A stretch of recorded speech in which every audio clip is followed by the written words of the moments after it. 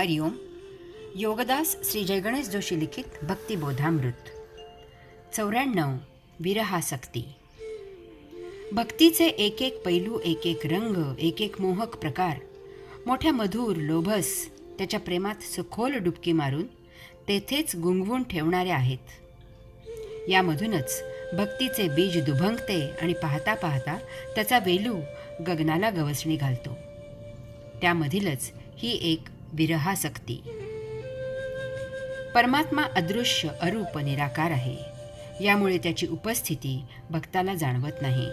त्याची उपस्थिती, त्याचे दर्शन, त्याचा सहवास जितका हवाहवासा आहे, त्याचे वेड लावणारा आहे, त्याच्या चरणी खिळवून ठेवणारा आहे, तितकीच त्याची अनुपस्थिती, त्याची लपाछपी, त्याचा विरह, त्याची प्रतीक्षा करायला लावणारा, त्याच्या शोधामध्ये हरखून जायला लावणारा, त्याच्या विरहाने त्याची आसक्ती सतत वृद्धिंगत करणारा आहे.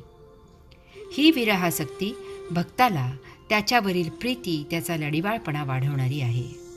अशावेळी भक्त जिद्दीला पेटून त्याची साधना, उपासना, मंत्र, तंत्र, पूजा, अर्चा इत्यादी करून त्याला येथे प्रगट व्हायला लावीनच अशी ईर्ष्या बाळगून विधी करत नाही. भक्त जाणतो की येथेच जवळच आहे, तो लपाछपी खेळत आहे. भक्त त्याला शोधायला सुरुवात करतो. शोधता शोधता भक्तच लपतो.